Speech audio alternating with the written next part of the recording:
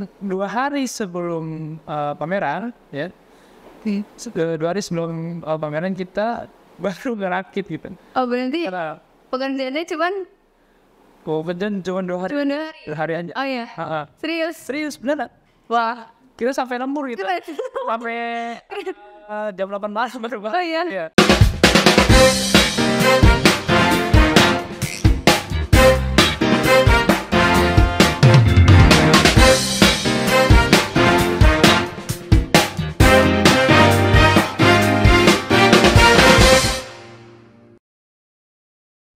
Assalamualaikum, hellowers. Selamat datang di podcast SMK Negeri 1 Kota Bekasi, obrolan warga sekolah.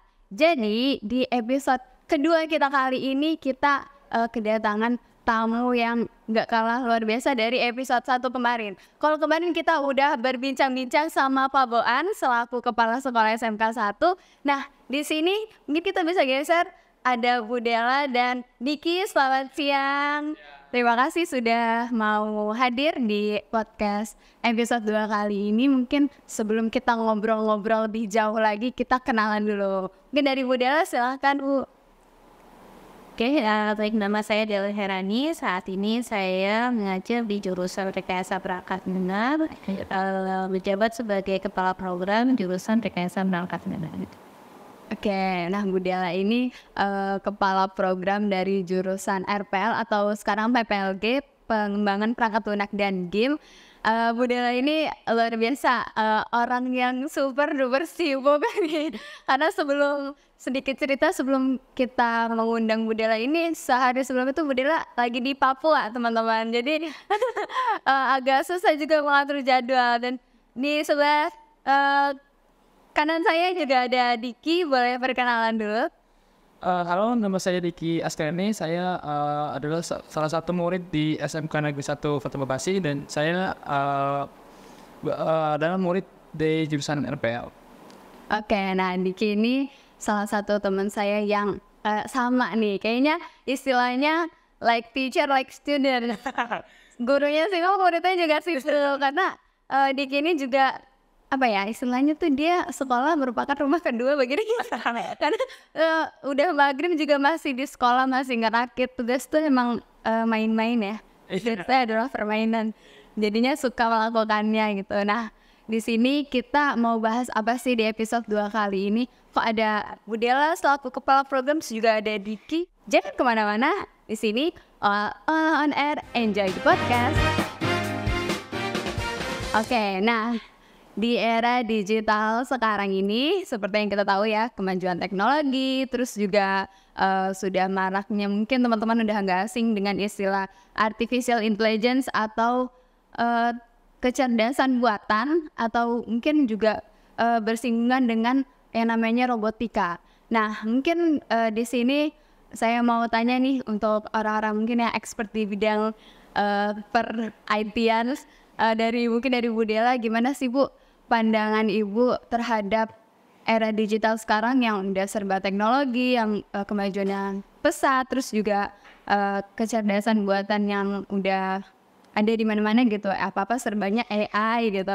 Nah, itu tuh bagaimana pandangan Ibu terhadap generasi sekarang? Apakah ada tips kah untuk kayak generasi Z menghadapi perubahan yang ada dan kemajuan teknologi yang ada seperti itu? Ya, baik. Terkait dengan perkembangan teknologi itu pasti akan terjadi ya. Jadi kalau kita bicara teknologi itu apa sih? Teknologi itu kan merupakan alat bantu yang memudahkan urusan manusia. Nah, kalau kita ngomongin teknologi tidak selalu tentang hal yang canggih ya. Mungkin saat ini yang terlihat adalah AI. Tapi kalau kita kembali ke masa lalu ya, ke belakang, kita bisa bilang bahwa batu itu bisa juga dikatakan teknologi. Misalnya saat batu digunakan untuk memotong, berarti itu kan teknologi. Tentu saja manusia akan beradaptasi dengan sangat cepat dengan teknologi. Kenapa? Karena kita berevolusi, kita pasti akan mencari cara-cara yang lebih baik untuk memudahkan kita. Memang yang saat ini hype banget ya, yang hype banget itu adalah teknologi AI gitu ya. AI di mana kita dibantu oleh AI untuk berpikir secara cepat gitu ya, mencari dengan cepat, menyimpulkan dengan cepat gitu ya dengan teknologi AI. AI itu apa sih? Artificial Intelligence. Artinya kecerdasan buatan. Artinya kalau kecerdasan buatan sendiri sampai saat ini masih dikatakan belum sempurna. Teknologi AI ini belum bisa menggantikan apa yang kita lakukan sebagai manusia seperti berpikir secara sistematis. AI ini belum bisa secara sempurna untuk menggantikan manusia. Apakah keberadaan yang diperlukan? Pasti. Saya juga sangat terbantu dengan adanya teknologi AI ini. Kemudian kalau kita hubungkan, wah ini Gen Z ternyata bergantung banget ya sama teknologi AI. Saya pernah tanya ke anak-anak, apa yang terjadi kalau misalnya kamu kehilangan handphone kamu satu hari aja di tempat yang kamu tidak ketemu dengan orang lain gitu ya, tidak memiliki fasilitas lain kecuali mungkin berkomunikasi dengan orang lainnya, itu mereka rata-rata bilang pasti kesulitan. Nah, bergantung sama teknologi itu boleh, tapi perlu dipertimbangkan juga ada selu dari kita yang harus tetap dikembangkan. Karena apa? Karena manusia itu harus pada hakikatnya bisa berpikir sendiri, bisa memutuskan sendiri. Karena rasa cipta itu tidak bisa diartikan oleh betul. Mungkin seperti itu, bijaksanalah menggunakan AI dan jangan bergantungkan semuanya kepada AI. Iya benar, setuju banget sih dari Bu Dela. Emang AI ini sangat membantu dan memudahkan. Yang namanya teknologi berarti memudahkan, nggak harus yang canggih. Tapi mungkin di era sekarang karena yang hype-nya lagi mungkin artificial intelligence, dan itu terjadi di generasi kita ya, generasi Z, dan yang udah dari kecil tuh udah disuapin sama yang namanya serba-serba instan. Jadi mungkin itu yang jadi apa ya, embel-embel generasi strawberry gitu. Yang dimana-mana tuh kayak apa ya, konotasinya tuh lebih ke arah yang generasi lembek, generasi yang apa-apa mental down gitu, kesehatan mental gitu. Mungkin karena ya dari kecil udah serba dapet, serba cepet, serba instan. Jadi itu sih yang kayak perlu diperhatikan dan lebih bijaksana lagi ya. Betul. Nah, mungkin ke Diki nih sebagai generasi Z nih, gimana sih pandangan atau apa ya, perasaan sama berada di era digital itu kayak gimana?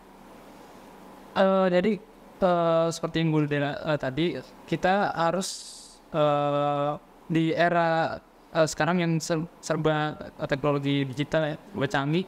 Kita sebagai generasi Z ini harus bisa menggunakan teknologi dengan bijak. Salah satunya teknologi AI tadi ya. Nah, teknologi AI ini kan sekarang lagi rame-rame nih, ini maraknya nih. Contohnya kayak ChatGPT. Nah, sekarang bagaimana cara kita menggunakan atau istilahnya memanfaatkan teknologi AI yang ada ini untuk membantu kita pada kehidupan kita sehari-hari. Nah, misalnya contohnya seperti Google Lens kali ya. Lens. Kalau Google Lens ya, kita mau mencari gambar yang sekiranya serupa dengan ini. Nah, itu kan secara dengan cepat langsung ini. Ya benar-benar lagi.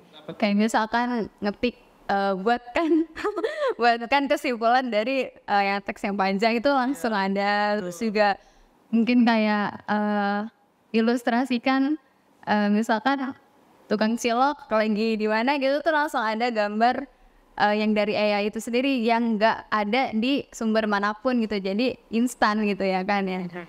Nah itu kira-kira kalau menurut Diki sebagai generasi Z, dampak buruknya deh kayak yang kan itu memudahkan ya, tapi pasti ada, semuanya ada plus minusnya kan. Menurut Diki minusnya tuh apa sih di era sekarang? Ketergantungan teknologi.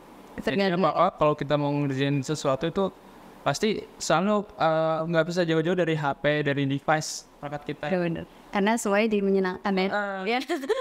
Jadi berlama-lama gitu di gadget. Nah itu sebenarnya jadi kekhawatiran nih, karena generasi Z itu adalah generasi yang diiming-imingi dengan yang namanya Indonesia emas dari 2045, yang dimana di situ Indonesia akan mengalami suatu era langka yang disebut dengan bonus demografi, di mana jumlah usia produktif Indonesia itu berada di grafik tertinggi dalam sejarah. Jadi sebenarnya generasi emas itu tuh beneran ada atau enggak sih? Ya tergantung dari generasi yang akan hidup di 2045 itu. Karena kalau sekarang nggak bijak tidak membiasakan untuk bijak di teknologi, mungkin nanti bisa generasinya hancur kan, nggak tahu. Tapi siapa tahu kita bisa mewujudkan 2045 Indonesia emas ya dengan bijak mulai dari sekarang. Bagaimana kita menyikapi perubahan yang ada, kemajuan teknologi, jadi harus menyesuaikan dan mengambil yang positif ya. Oke, nah kan kita udah tahu nih gimana gambaran AI atau robotik, pokoknya robot-robot gitulah ya, teknologi-teknologi gitu di era sekarang, termasuk juga yang sudah masuk ke ranah pendidikan. Salah satunya contohnya di SMK Negeri 1 Kota Bekasi ini di jurusan PPLG. Nah, yang saya dengar nih di jurusan PPLG itu ada program robotik ya. Itu seperti apa mungkin udah lama udah lama eksis sebelum kita masuk ya, mungkin waktu kita SMP atau SD. Itu seperti apa Bu historinya? Jadi yang pertama itu kalau kita mau tarik ke belakang ya, di SMK 1 sendiri untuk di PPLG atau sebelumnya FPL, kita dulu punya yang namanya ekstrakurikuler robotik. Ekskul ya, dulu ada ekskul tahun 2006. Oke, kita ada ekskul namanya robotik dari tahun 2016 sampai 2017. Nah, saat itu memang ada pembina khusus, ada mentornya untuk robotik ini, sehingga kita juga punya nih alat-alat yang mendukung robotik. Sayangnya sejak tahun 2017 itu sampai tahun 2021 kita vakum. Karena tidak ada pengajarnya, dan untuk menyediakan sumber tenaga pengajar yang ahli itu belum mampu. Kenapa? Karena di PPLG gurunya cuma sedikit. Jadi gurunya cuma sedikit, tidak punya waktu untuk mengupgrade diri di bidang robotik gitu ya, bukan di bidang PPLG-nya. Sampai datanglah Diki, asik. Datanglah nih generasi strawberry yang satu. Salah satu hal yang saya salut dari beberapa anak RPL gitu ya, anak PPLG, terutama di angkatan Diki, adalah semangat belajarnya mereka. Saya bilang Gen Z itu pengen mudahnya saja, enggak juga. Ya. Ada kok Gen Z yang generasi strawberry yang memang punya keingintahuan yang lebih besar gitu ya, yang punya motivasi kuat untuk belajar, untuk memperdalam sesuatu yang mereka gemar. Gen seperti namanya ya, generasi strawberry gitu ya, memang lembek tapi kan indah dilihat ya, sehingga mereka bisa menghadirkan solusi indah, solutif, kreasinya lebih luar biasa. Cuma memang plus minus, ada minusnya nih. Kenapa Gen Z? Karena disebut kadang kalau misalnya kamu itu harus berjuang gitu, itu langsung mental ya, langsung down gitu ya. Apa namanya sekarang? Harus sih mental breakdown ya. Jadi langsung kena mental. Ketika Diki datang waktu itu ngulik, jadi dia cari tahu RPL, ketemu lah dengan alat-alat Arduino itu, aseng gitu ya. Iya. Terus kemudian penasaran ya, nanya ini apa itu apa, kemudian dikulik kan sama Diki. Ketika Diki kulik, terus diskusi ya, waktu itu mungkin perantaranya adalah Bapak Satria. Pak Satria, oke. Ngulik cerita-cerita segala macam. Oke, Diki mau coba, silakan coba pakai gitu alatnya. Kita kasih kebebasan untuk memakai alatku. Kemudian berkembang kan ternyata kan Diki doang ya waktu itu ya. Ada yang lain. Siapa? Ada Rahmat sama Sehat. Ada Rahmat, ada Asa dari jurusan yang bukan yang berbeda. Mereka pengen emang gue tarik ke juga. Nah, 1 tahun ya Diki kayak gitu ya. 1 tahun seperti itu, kemudian dilihat antusias Diki baik. Nah, kami dari pihak jurusan akhirnya mencoba untuk memfasilitasi. cobalah ngajuin ke sekolah, boleh nggak nih kita membeli alat-alat robotik ya, sehingga waktu itu Diki disupport juga kan, ada alat-alat baru terkait Arduino, dan beberapa guru di RPL karena ngeliat semangat anak-anak robotik ini ada, mencoba mau fasilitasi butuh apa waktu itu ya, relay kayak gitu. butuh relay ya, kemudian adalah sedikit di support dari guru BPLK ini alatnya gitu, sok kembangin. Jadi intinya adalah mulainya itu ya dari sini gitu ya, ada semangat belajar, keingintahuan yang besar dari anak-anak, dari pihak jurusan hanya mau motivasi dan mengarahkan. Luar biasa. Nih berarti ada nih ekstrakurikuler, berarti kan sifatnya resmi ya Bu, saya gitu harus. Tidak. Tidak, Jadi kalau robotik ini sebenarnya bukan ekstrakurikuler kan? yang kalau ekstra dulu yang dulu. Iya, yang dulu Bu. Dulu memang resmi. Ya memang resmi. Itu resmi. Kemudian vakum terus Tiba-tiba ada lagi untuk aktifin lagi, dan itu juga ceritanya karena gimana tuh kalau dari DG-nya sendiri deh, kan masuk nih ke SMK, terus emang ngelihat alat-alat di RPL atau kayak gimana? Jadi waktu awal-awal masuk kan gitu, saya kan karena penasaran ya, jadi ngeliat-ngeliat web gitu ada apa aja, jadi tahu lah ngulik-ngulik gitu kan. Terus ngeliat gudang kan, wah ada alat-alat ini. Sampai ke gudang ya? Ngeliat, wah ada alat-alat robotik kayak gini nih kan. Terus saya bilang sama Mas Satria, Pak ini alat-alat masih bisa digunakan nggak Pak? Kalau bisa digunakan, kita mau coba nih buat bahan pembelajaran gitu kan, buat ngoprek-ngoprek gitu kan, ternyata masih ada beberapa yang bisa gitu kan.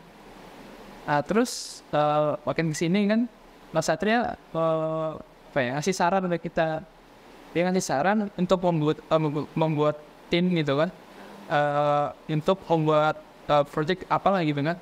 Mungkin yang penting ada dulu timnya, terus nanti kita buat project. Nah dari situ baru kita kembangin.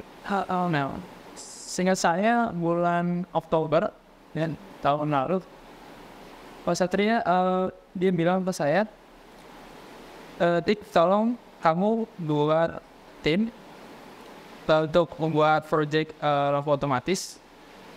Terus panggil aja siapapun teman kamu yang kamu kenal, pokoknya yang punya interest yang sama kayak kamu yang mau belajar. Terus ya udah saya langsung panggil tuh teman-teman saya yang sekiranya sama lah, seperti sama saya gitu. Saya panggil hari itu juga Arta sama si Rahmat dengan dari jurusan TKJ dan juga TKR. Wah, Langsung saya bentuk hari itu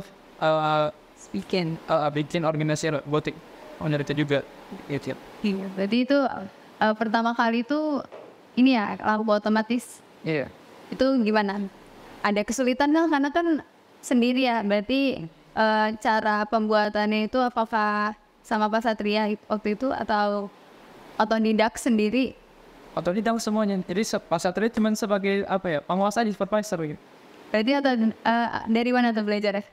Ya dari YouTube kita mulai klik. Oh, itu dari YouTube. Ini kebajikan salah satu dampak positif bisa generasi Z bisa belajar sendiri gitu karena kreatif sih.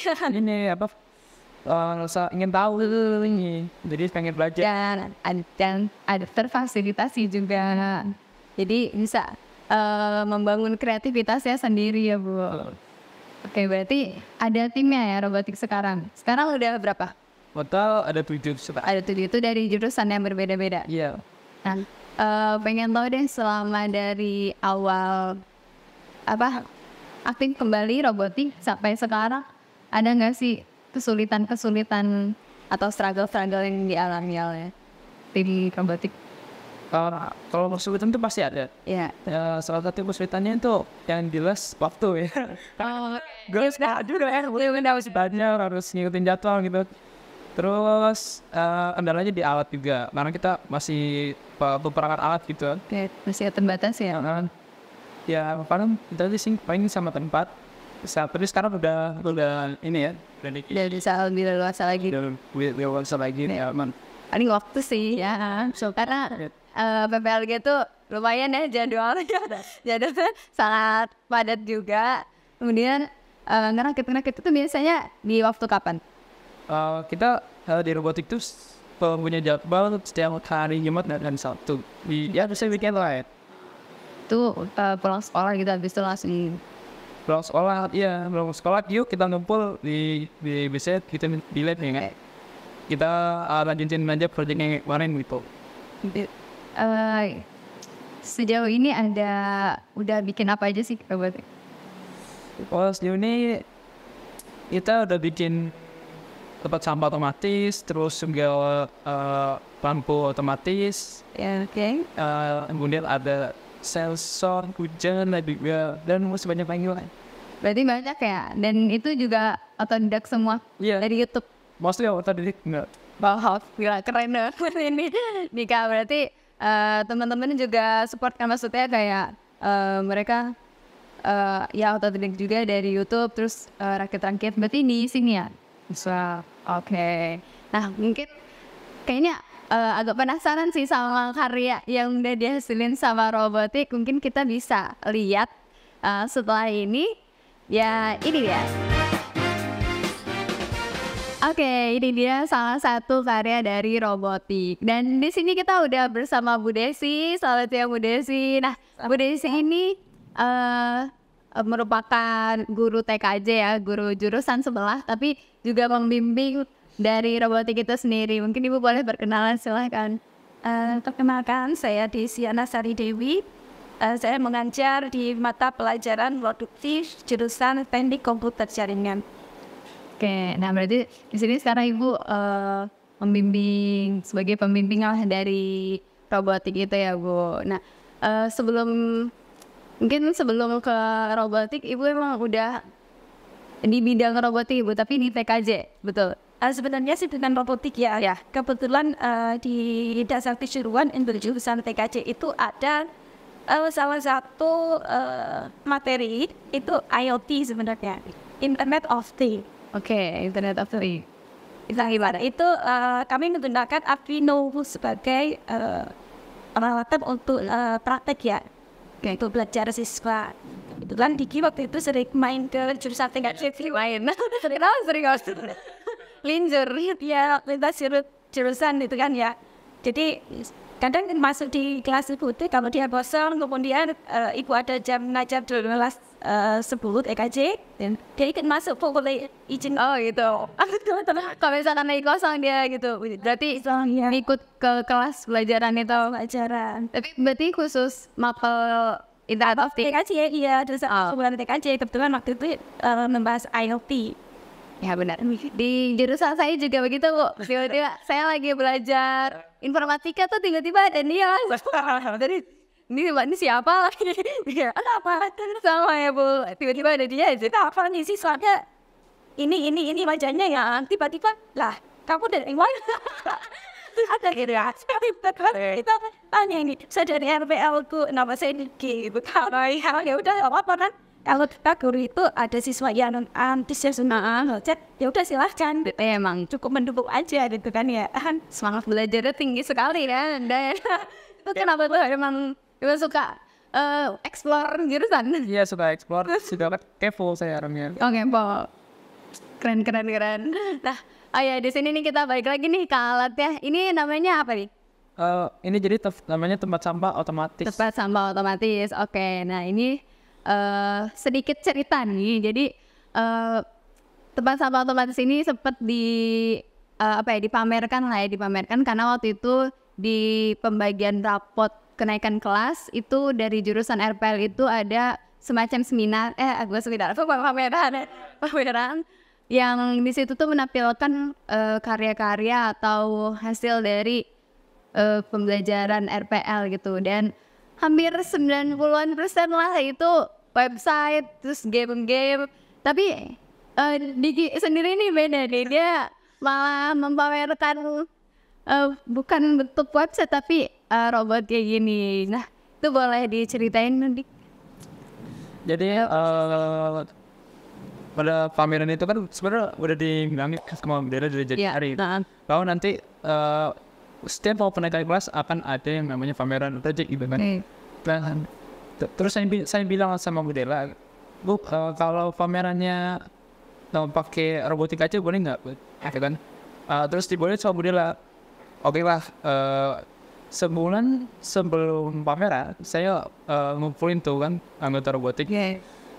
Dan kita diskusi project apa yang bakal nanti dipamerin. Dan terlintas gitu di benak saya, mungkin ini aja ya, bikin tempat sampah otomatis gitu. Yang gampang-gampang aja, yang sekiranya adalah di kehidupan sehari kita. Dan terus itulah kan kita hitung-hitung gitu dulu, keperluannya apa aja, butuh alat apa aja, dan juga pekerjaannya berapa lama gitu. Dan makin kesini kan 2 hari sebelum pameran ya, 2 hari sebelum pameran kita baru ngerakit gitu. Oh berarti Karena pekerjaannya cuman kemudian cuma 2 hari. cuma 2 hari. 2 hari aja. Oh iya. Serius? Beneran. Wah. Kita sampai lembur gitu. Keren. Sampai jam 8 malam baru Oh iya. Iya. Berarti kerjainnya di sekolah laptop ya? Sampai jam 8 malam itu ngerjain ini? Iya. Bahkan pernah sampai malam banget tuh jam 10 sudah. Ini biar bisa ngejar deadline gitu. Luar biasa. Itu nggak keteteran apa 2 hari ngerjain ini? Ya enggak sih, karena udah Udah tahu caranya gitu. tahu terus caranya. Udah ada alat-alatnya. Ada alat-alatnya, tinggal dieksekusi aja. Mungkin menurut saya yang bukan dari kalangan IT melihat ini jadi kayak 2 hari doang ngerjainnya. Jadi ini emang termasuk yang mudah ya kalau misalkan robot atau Ini gampang banget sebenarnya, udah ada. itu gimana, boleh diceritain? Biar tips and trick untuk para owens ya. Jadi ini cara kerjanya, di sini kan ada sensor untuk buka ya. Oke, ada sensor. Sensor buka ini dia menggunakan sensor ultrasonic. Jadi kita bisa customisasi untuk jaraknya itu berapa melalui program codingnya. Oke. Nah, di sini saya setting waktu itu sekitar 30 cm kalau nggak salah untuk Sensornya ya. jadi kalau ada objek yang melintas di depannya dia dalam jangka jaraknya itu 30 cm, si sensor ultrasonic ini akan mengirim sinyal truk ke microcontrollernya. Oke. Nah, di sini microcontroller yang kita gunakan adalah Arduino Uno kan. Jadi kalau kita istilahnya menaruh objek ya. Ya. Oh wow. Taruh objek yang ada di sensor ini, Keren. dia akan mengirim sinyal truk ke microcontroller, dan dari microcontroller di sini dia akan mengirim perintah menggerakkan servo, yang dimana servonya itu membuka tutupnya, gitu. Ya, baru dah kita bisa membuang sampah ke dalam tong. Gitu. Nah terus di sini ada lagi satu sensor yang dimana sensornya itu berfungsi untuk mendeteksi sampah itu penuh. Jadi Ada. sensornya itu ada di dalam sini ya. Iya. Ya. Oke. Kalau boleh dikasih hidup tapi Boleh. Ya. Silakan lihat. sensornya ada di dalam sini. Begini. Sensornya juga sama, dia menggunakan sensor ultrasonic. Cuman bedanya, nah kita mengubah fungsinya yang dimana dia fungsinya itu memberi sinyal kepada microcontroller untuk menonaktifkan si sensor yang ini yang membuka. Jadi kalau sampahnya penuh, tempat sampahnya tutupnya nggak bisa dibuka lagi, gitu. Dan di sini LCD ya. Ibu ada objek yang mau dibuka, dia akan terbuka. Oh, kalau misalkan udah penuh ya, Bu. Iya. Jadi di sini kan ada LCD ya sebagai informasi. Informasinya ya. Informasi kalau sampahnya penuh, dan juga ada Indikatornya. Oke. Jadi kalau misalkan ada yang begini, tapi dia nggak kebuka itu bukan berarti rusak ya. Tapi dapetnya sampahnya. Oke. Keren. Terus ini tuh apa ini? Oh ya, ini tuh sebenarnya power bank ya. Oh, power bank. Jadi Mainan dicolok di biasa aja ya. dia pakai adapter bisa, pakai power bank juga bisa. Oke. Sumber energi aja. Kayak biasa. Karena kan nggak pakai baterai kan. Iya. Jadi kita pakai power bank gitu. Bisa ganti juga ya. Iya benar-benar. Luar biasa. Ini berarti baru level yang tong sampah otomatis. Kalau penuh ada indikatornya. Next saya tuh waktu itu pas di pameran ini minta request gitu sama Diki bikin tong sampah yang kalau udah penuh tuh jalan sendiri ke bukan terima. Ya gitu, jadi kan naik level. Mungkin selain karya ini ada apa lagi? Karyanya ada Kan tadi lampu sorot itu berhasil, lampu otomatis ya, lampu otomatis. sebenarnya tuh jatuhnya project percobaan smart lab ya. Jadi Mbak Satria itu ngusulin ide project smart lab yang dimana project smart lab itu kita mengotomasi segala sesuatu hal yang ada di lab jurusan RPL ini. Jadi misalnya kayak ya tadi nyalain lampu otomatis. Jika ada orang yang memasuki lab yang tadi lampunya mati gitu kan, akan jadi nyala. Oke. Banyak ya, berarti nggak hanya ini aja, tapi mungkin yang bisa ditampilkan di sini hanya sampah gratis ini. Mungkin yang kepo bisa ke Diki buat ngelihat karya-karya lain. Sebetulnya mungkin buat Bu Desi selama membimbing gitu ya, atau ya memantau, mengawasi, terus juga pernah ngajar di TKJ terkait yang mirip-mirip sama robotik ini, apa ya Bu, kesulitan selama mengajar itu kayak gimana Bu? Entah mungkin ada apa ya dari siswanya mungkin atau alat-alatnya kayak gitu. Yang pertama nih ya, dari ibu sendiri nih ya, skillnya mungkin masih jauh ya di luar ya, karena bukan di bidang ini ya. Kita hanya mengenalkan IoT, bahwa sekarang itu segala sesuatu bisa dikontrol menggunakan net. Kita menyalakan lampu atau motor yang ada di rumah menggunakan internet. Jadi meskipun kita tidak ada di rumah, dimanapun kita berada, kita bisa mengontrol otomasi ya sekarang ya. Nah, kemudian cocok kan dengan ini gitu kan, atau otomatis juga kabar des. Kesulitannya itu yang pertama, kemampuannya. Kemudian peralatan juga kurang ya, ibu peralatan. Terus waktu kita itu waktunya gak pernah dapet nih gitu ya. Ibu misalnya sampai sore, ternyata hari Jumat itu tinggi ini gak open side. Kita harus bela-bela gitu. Harus ya waktunya soal jadwalnya. Iya sih betul. Apalagi ibu kan juga dari jurusan yang lain gitu. Jadinya lebih susah untuk kayak nganternya. Tapi sejauh ini aman lah Bu ya. Murid seperti Diki mah bisa nih. Kalau boleh tahu nih sekarang lagi ngerjain project apa? Udah sepadahan. Gimana ya? Sebenarnya jadi gini ya, robotik itu sekarang udah kan sekarang ada 7 anggota ya. Jadi saya bagi dari 7 anggota itu semuanya saya bagi lagi jadi 3 divisi gitu. Ada divisi IoT, divisi artificial intelligence, dan juga divisi content manager gitu kan. Yang maksudnya di sini dia mengurus konten dokumentasi yang ada di robotik itu. Nah, kebetulan saya berada di divisi AI, yang dimana fokusnya kita membuat teknologi AI atau mengembangkan biasanya mengembangkan teknologi AI, dan kita ingin mencoba mengaplikasikan produk AI untuk kehidupan kita sehari-hari gitu. Jadi misalnya yang dekat-dekatan ya kayak absen gitu kan. Kan selama ini kalau kita lihat absen kan masih manual ya. Iya. Harus datang ke kelas, harus duduk dulu, terus nungguin gurunya absen. Nah, absennya juga masih kertas lagi kan? Iya betul. Ngerekapnya juga lumayan ribet ya. Kenapa nggak kita otomasi aja gitu kan? Kayak bikin aja sistem absensi berbasis muka, kemudian kalau misalnya udah cocok, datanya akan hapus ke database gitu kan? Oke, berarti langsung. Bahwasanya siswa itu hadir hari itu gitu. Kayak gitu aja sih. Iya benar-benar itu juga apa ya, menjawab mungkin kalau di SMK 1 itu ada yang namanya guru piket ya, yang setiap hari keliling untuk di kelas ini siapa yang nggak masuk gitu.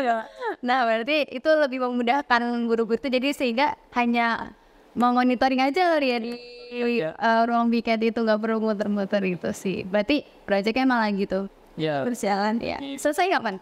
Ada tuh. Ini kan udah libur nih. Ada libur, waktunya libur. Ya kita dari waktu dulu ya. Oke. Kan ini habis ujian ya. Betul. Iya. Jadi kita nanti habis ujian kan libur. Nah, kita ingin mencoba menggunakan waktu liburan itu buat jalan gitu. Oke. Kalau yang lain teman-teman pada jalan-jalan, kita nggak bisa dicipung kita. Oke. Beda nih, beda.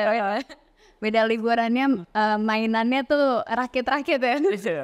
Nah, oke, kalau boleh tahu selama jadi bagian dari robotik, terlepas sebagai saluran hobi dan emang kesenangan buat Diki dan teman-teman, apa sih yang didapat dari robotik ini?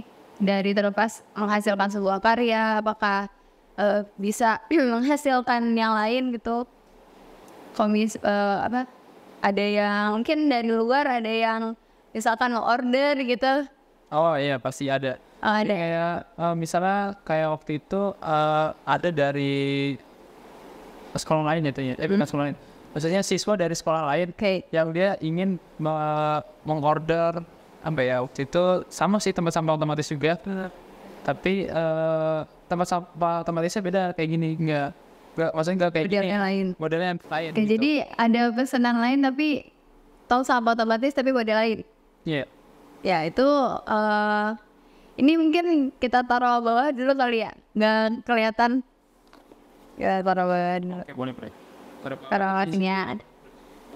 Dia biar kelihatan gitu. Iki, ayo ini orangnya. Siapa tahu ada mau pesan. Nah itu gimana tuh ceritanya? Cerita apa? Iya cerita yang pesan atau? Oh yang pesan. Jadi cerita yang pesan itu ada orang dari sekolah lain. Iya. Bisa minta bikinin tempat sampah otomatis juga, tapi dia modelnya beda. Beda kan? Bukan kayak gitu kan? Itu kayak gimana modelnya? Dia sama tempat sampahnya sih sama, cuman tutupnya beda. Dan cara kerjanya juga sama. Oke. Itu ini ya apa? Diki emang memasarkan, mempromosikan atau gimana? Kenapa dia bisa sampai pesen sih? Jadi ada temannya teman saya gitu. Ya temannya Diki. Dari apa? Teman ke teman gitu, dari mulut ke mulut. Dari mulut ke mulut ya. Oh ini kayak, oh ini ada nih anak SMK 1 itu bisa bikin ya, wow. Pesantren teh. Iya benar. Oke, itu cukup sampai situ aja atau ada lagi yang lain? Ada lagi, ada 3. Oh 3 itu apa aja tuh? Dan tempat sampah otomatis tadi. Terus ada sensor kelembapan itu dia minta bikinin. Sama satu lagi itu pengaruh otomatis. Sensor kelembaban tuh kelembaban tanah? Kelembapan udara. Oh oke. Itu bisa otodidak sendiri? Nah itu bisa otodidak. Kita waktu itu masain 3-3-nya itu 3 hari. 3-3-nya. Oke. Dari aja.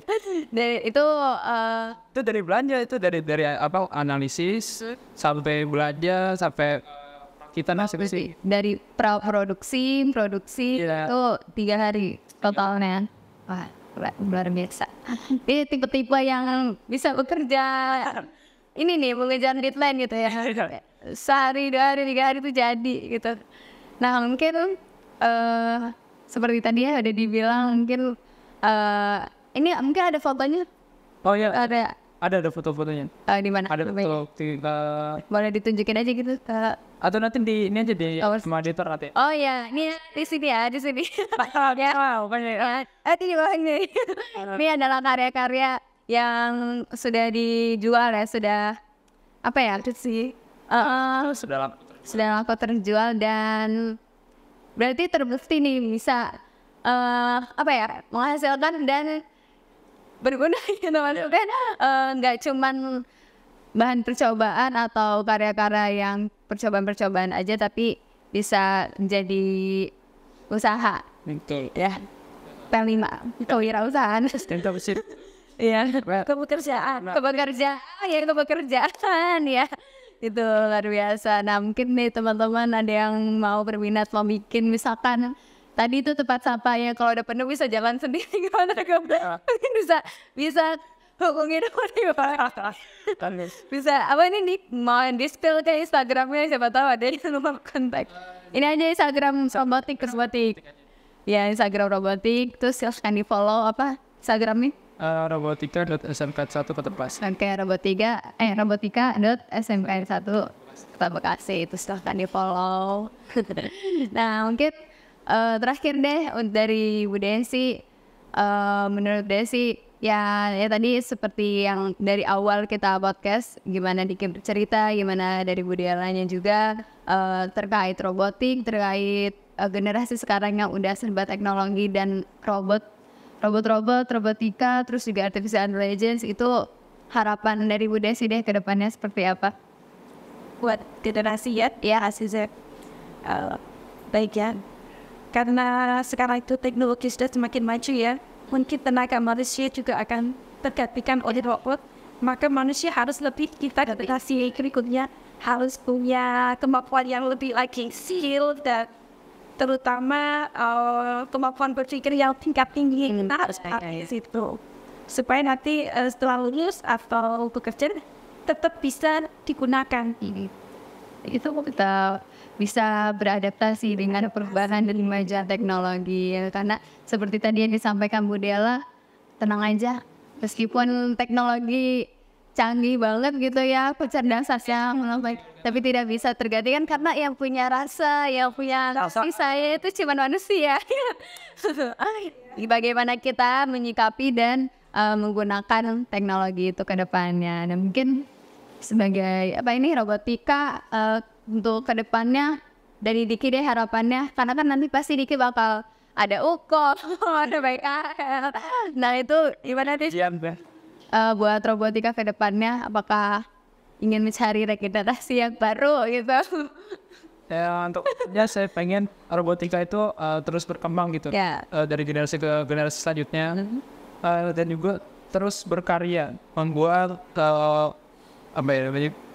inovasi teknologi yang berada sebelumnya kita kembangin, kita bahkan kalau bisa membuat itu inovasi yang belum pernah ada sebelumnya. Ya betul. Oke, jadi buat yang kelas 10 nih ya, di sekolah. Oh ya, yang mau join silahkan.